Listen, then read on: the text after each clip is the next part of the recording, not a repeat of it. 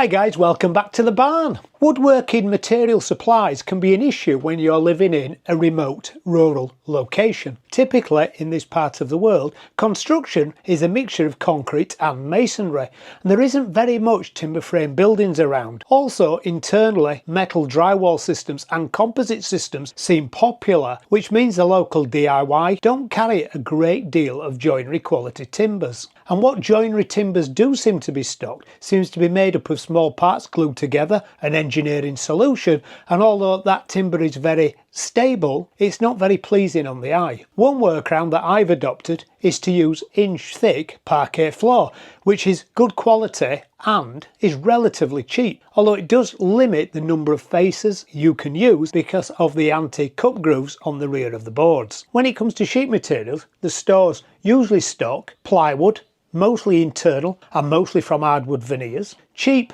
MDF that's like blotting paper, and OSB flooring. Most timber is sold cut to size rather than in full sheets. And most sheet materials tend to be very expensive. However, stores do have a good range of 18mm melamine face chipboard like the bench top I'm currently sat on, or softwood furniture board like the type I made my table saw workstation from.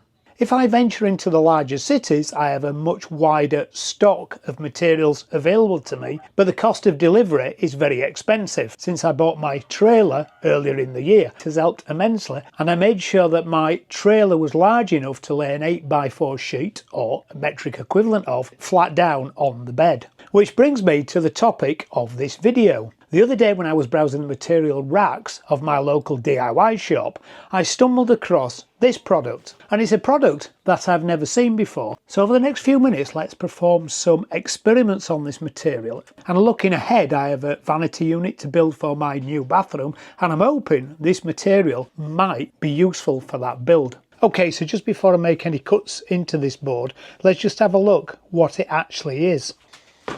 So I actually bought two pieces of this board. This one is 5mm thick and this one is 15mm thick. And the first thing that strikes you when you see it is the colour of it, how yellow it is. The 15mm is slightly darker, but maybe that's because it came from a different batch. Other than the colour, when you pick it up, you notice how light it feels. Now, I'm going to do a test on the density later, but it is really, really light. Now, these are made by a company called Xyltech. When I first got this product, I went to the computer and Googled it to find out some more information.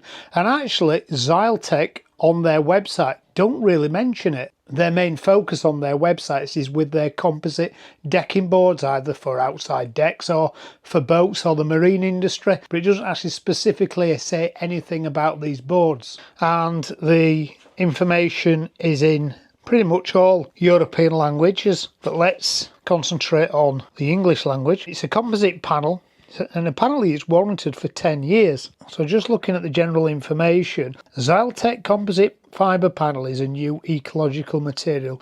It's recycled and 100% recyclable. It's environmentally friendly, and its main use is natural beige colour, which I assume this is the natural beige colour, for outdoor stroke indoor uses, and black colour, and I'm looking at that picture there, black colour outdoor indoor uses away from the sun. So I'm guessing it's got no UV properties. Then the product features light, resistant, waterproof, rockproof, weather resistant, will not deform, does not split, no splinters, resistant to heat and cold, cold bending form is possible, can be screwed on the edges without splitting. Then it says it works like wood. Then it says for applications particularly suitable for layouts and furniture in humid areas, kitchens, bathrooms, pool houses, boating, formwork, locker, cabin, dressing room, signalling, advertisement, signature, acoustic barriers, doors and window surrounds, printing, barriers and stands. And then interestingly, the composition says a mixture of 30% vegetable fibres, 45% polymers,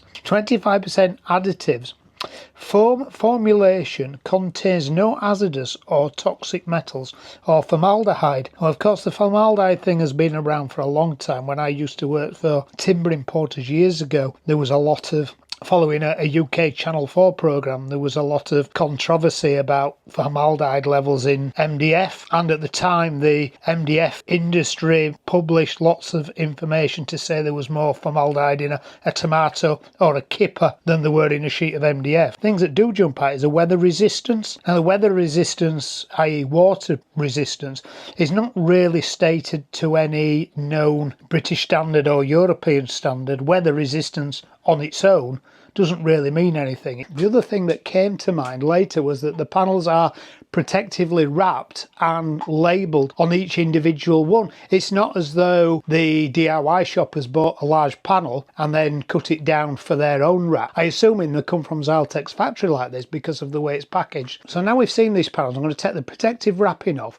and I'll take them over to the track saw and I'm going to cut some 100 by 100 pieces, and I'm going to do the same on the table saw just to see how good the cut is, and then on the little piece of machine we'll do some little experiments on.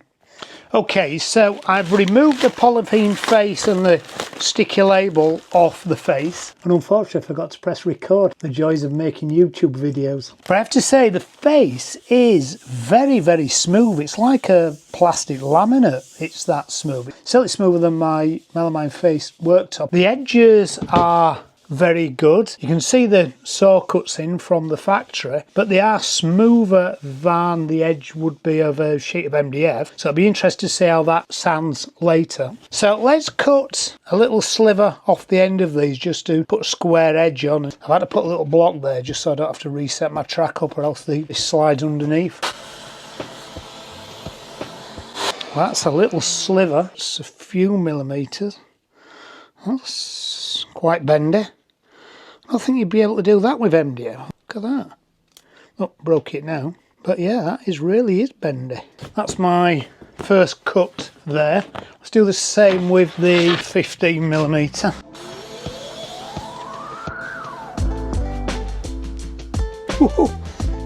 Wow. No, you certainly couldn't do that with MDF. There's no way I could do that with a piece of MDF. It broke eventually.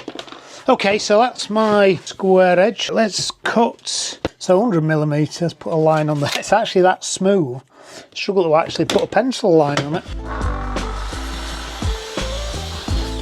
So that's 100mm. Very, very light. That's a good crisp cut. Let's do the same with this piece.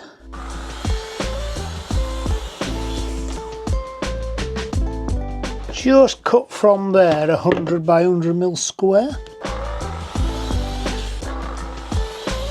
Okay, so that's my first 200 by 100. What I want to do with these two pieces, the first test I'm going to do is a hydro test. In other words, I'm going to chuck it in some water. And what could be a better test than throwing it in my Olympic-sized swimming pool? Right, I'll come back in a bit and see how that's getting on. But to me, that is one of the main tests. Right, now I'm going to set the table saw up and cut another strip like that off on the table saw just to see if it's any different. We'll put the dust mask on when I'm making these cuts because it is an unknown, this material.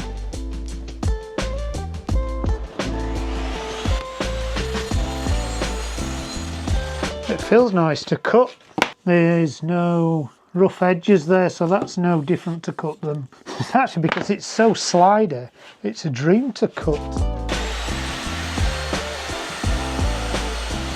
Okay, so this 100mm square piece of 15mm weighs 73 grams.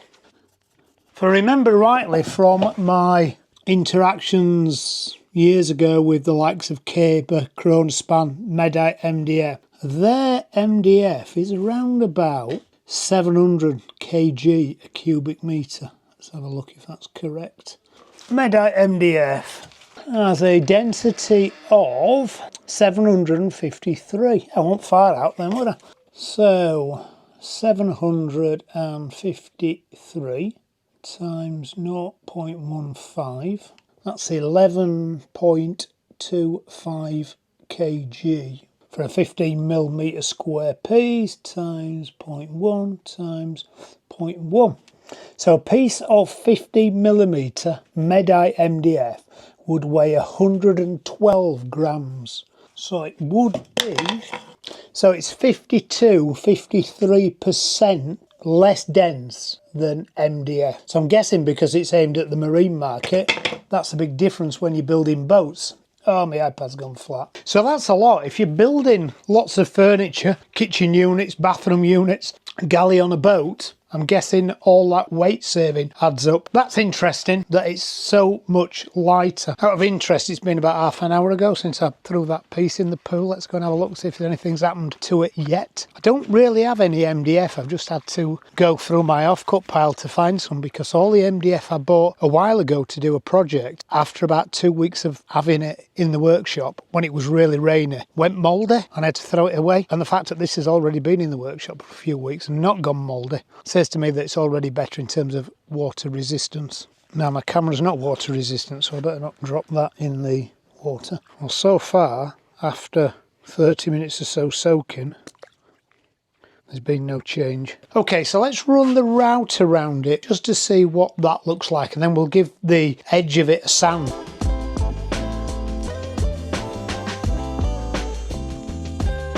Interestingly, when I'm routing that, it does feel like the dust that's coming off is actually shards of plastic as opposed to sawdust. It's held a nice crisp edge though. Right, let's give it a sand. First of all, I've got some 60 grit in the sander, so let's give it a little go with that. Not actually made it any smoother, but it is 60 grit, but it's certainly changed the colour of it. Let's give it a bit of 240. Of course, with a good quality MDF, maybe not the blotting paper stuff, you can get a good shine on the edge of MDF. Not that that's advantageous.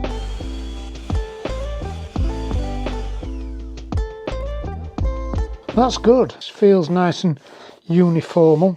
Not as smooth as the face, but it's good. Okay, so that's the sanding test done. So let's get my countersink out, put a couple of countersinks in this, screw it together, and then I'm going to go and get some paint. I'll probably use the same blue paint I've painted the rolling cart with, which is a very good quality paint, and give it this a paint and see what it looks like. Now, I'm not going to get into the whys and how for of painting the edges like they do with edges of MDF. We could talk for hours about painting the edges of MDF. We'll just see how well it actually holds paint. My concern is, because it is so smooth, that the paint might kind of run off it almost. So that's be interesting to see how good that actually paints. But let's screw it together. 15mm, find the centre. Drill's really easy. Wow, there's no giving that at all. It's just straight through. My nylon face of the countersink has scratched it up a little bit. 430s. Let's have a look how they screw in them. Screw it quite near the edge, and then we can see if it splits out. Okay, so that's screwed there. 3/4 of an inch maybe from the edge. It's not split out. That's the same there. Right, let me just see if I can just put a screw in without sort of a countersink or guide and see how that looks. Very easy. Look at that, I've driven it. What's the depth of that? 10mm, 12mm, ½ inch. Screwed it all the way in as far as I could. The screw's down there if you can see it. 3/4 of an inch from the edge, and it's not split the edge. Right, let's give it a little coat of paint. So this is some coloured Luberon. Actually, we bought this for the bathroom, but then we ended up using it on the cabinet outside. Give it a good shake up. Okay. It does seem a little bit streaky. I think it's going to take more than one coat, which is okay. I'm sure my MDF won't cover that well, but the edge is covering very well.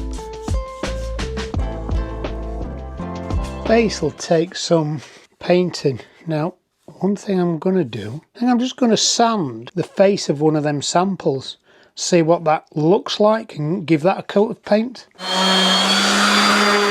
So I've just given this a little sand. You probably heard me in the background sanding it. It's just taken off that shine. Now, of course, if you're building a unit and you was filling screw holes, you'd be sanding it down anyway. That's one coat.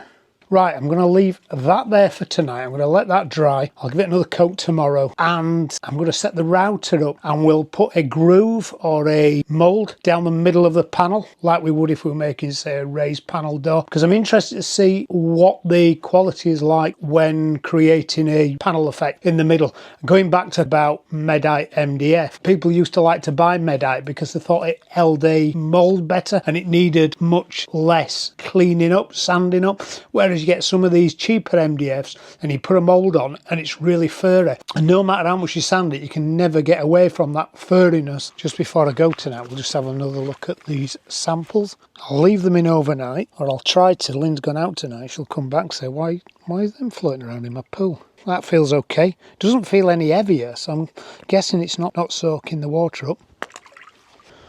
Same for that, and same with that. It's kept its definition, it's not swelling. Hi guys, so it's 24 hours after we did our little experiment, and the piece of timber's still somewhere in here. There they are. That's absolutely perfect. Well, these are absolutely fine. There's nothing wrong with them. They're still light, they're not water clogged. Maybe a little bit of darkening around the core, but we'll see. I'll put them somewhere and let them dry out for overnight, and we'll see what they're like tomorrow.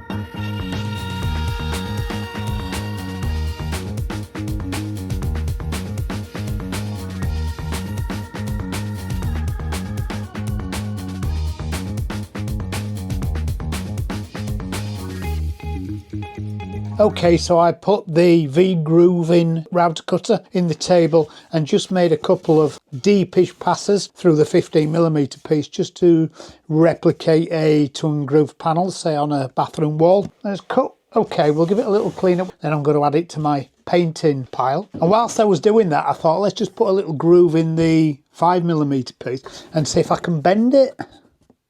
And it is possible, but it actually has kind of fractured down there. I suppose if I glued that and taped it in that position, I could just sand that little corner up and it'd be absolutely fine. With a little bit more care and a little bit more attention and a little bit more trial and error, it might be possible just to bend it, should you want to, and have that crisp square corner, which might be useful when I do my bathroom cabinet. I don't know, I've not designed it yet. Sandpaper. Actually, that's not a bad corner, I don't know. So if it was reinforced with glue, that might be quite nice. Sorry, I've just covered you all in dust.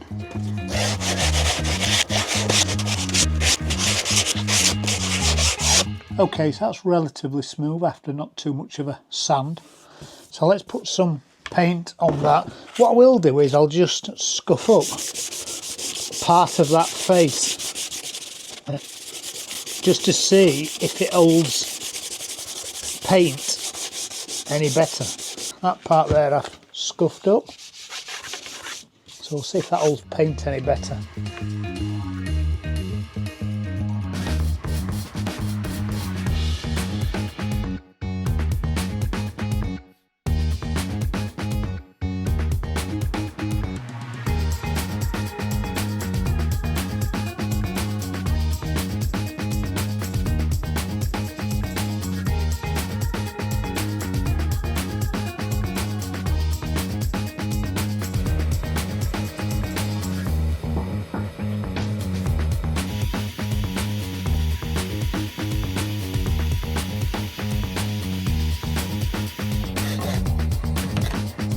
Okay, so I thought I'd just run a couple of tests on the little Laserpecker engraver. It's actually quite interesting. First of all, I used a program that I've run before on 3mm birch plywood, so I knew roughly how the engrave would come out. Because there is an element of plastics in here, the smell is a little bit more pungent, but not crazily so compared to timber. The pattern's engraved a little bit deeper than it did on the timber, so actually I could afford to dial back the laser settings. Not quite sure when I would engrave this, I just wanted to do that. But what I wanted to do is actually cut with it, and again the cut program, 3 little passes under a low power for the plywood, actually overdone it a little bit for this. What is a bit bizarre, it's actually cut it as like a conical shape, if you can see that, rather than it being a 90 degrees cut. It's cut it as a cone, or a part of a cone, a frustrum of a cone is that called? I'll have to look that up. So that's interesting, but the reason I cut this is because I thought with it being sort of plastic and it feels like it's harder wearing, and I feel like it'd be quite good for making templates for the router, for making charcuterie boards or other profiles. That's why I had a little cut with it, just to see how easy it cut. So one day I'll make a little charcuterie board jig or similar. I'll make it on the Creality because it gives me a much bigger cutting area, and then see if I can make some routers, some charcuterie boards. Or I've got another little project in mind which I'll maybe come to later in the year. Right, I'm going to do one more test onto this material, and then we'll talk about the elephant in the room, which is pricing. What I'm going to try and do is find my blowtorch and set this on fire. Now, one thing that's not stated in the instructions and is increasingly important in today's world is how this material reacts to fire. Now, I can't do a proper laboratory test, I haven't got the equipment, but certainly around Europe the most important thing for combustibility of materials is EN 13501, which is basically how quickly the material catches on fire, if indeed at all, how much smoke it emits, and how much flaming droplets it emits. In other words, flaming droplets that would fall elsewhere in the building and then maybe start a fire elsewhere. It's not going to be a very scientific experiment, it's going to be ad hoc. Okay, so I've just set up this little rig on a concrete block. What I'm going to do is try and set it on fire somewhere around here, and I'm going to see if it easily sets on fire, and if so, does the fire run across its surface? Does it propagate fire? And if so, is there a lot of smoke emitted and other debris? It's just interesting to see how it goes on. Now, looking at EN 13501-1, the best reaction to fire test is A1. Basically, the concrete block is A1. In other words, it's non-combustible. A2 is the next best rated, which is items such as plasterboard. It's got a thin paper face on it. And then you get right down the scale to something that's very combustible. So let's just have a look and see how this works. I've got my little blowtorch here and my lighters.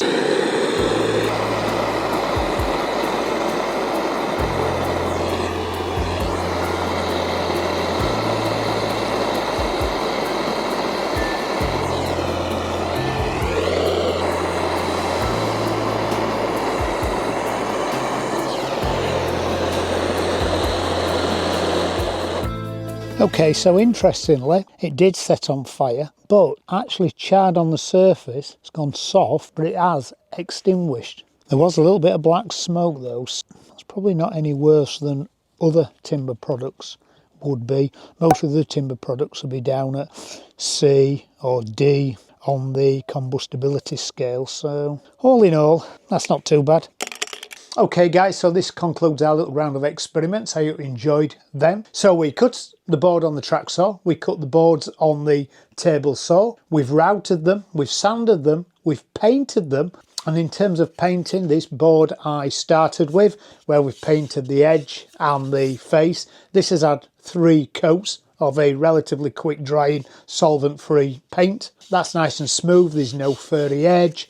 The face of the board is good, it's well covered. In terms of the board that I routed a V in, that's also covered well. There's no furriness about the groove, and we know it routed very nicely. This part here has had 3 coats, and this part here has only had 1 coat. It does certainly need a second coat. I put a V groove in the 5mm stuff so I could fold it. Not quite sure if I'd use that on a project, but it's possible. We had a little go lasering, and it holds the pattern well. It also cuts well, so I could use it for templates. Of course, I could use plywood and MDF. And lastly, I set fire to it. And from what I saw in that ad hoc fire test, I don't think it behaves much worse than any other untreated timber product. It doesn't actually transmit flames along the product, but it does burn. As soon as you take the heat source away, it goes out. It smokes a little bit, doesn't really seem to make any flaming droplets, which would mean that you were propagating fire around the room. So I wouldn't have too much problems putting that in my house. Yes, there is better non-flammable products out there, but in terms of standard timber products, I don't think it works any worse. So the big thing that we haven't discussed is price. Well, as you'd expect, this is more expensive. It's engineered, it's a composite product. And I'm going to put some prices along the bottom of this screen to compare, but compared to my local shop's standard MDF, the blotting paper MDF, it's twice as much money. Compared to plywood, it's more money. Compared to external grade, marine grade plywood, as my shop sells it as, it's not too much more money. But that is pricing for me, buying it in rural countryside in rural France. Maybe if you can pick it up in a city centre store or somewhere a little bit more populated, maybe the pricing wouldn't be too bad. But the main thing is, I did this experiment as a look ahead to building my bathroom vanity unit in a few weeks' time. And will I use it for this? Yes, absolutely, I will be using it for that project. I would be interested to know your thoughts, guys. If you've got any thoughts, drop me a comment. And if you've enjoyed this video, give me a thumbs up or even consider subscribing. And I'll see you again soon. Bye.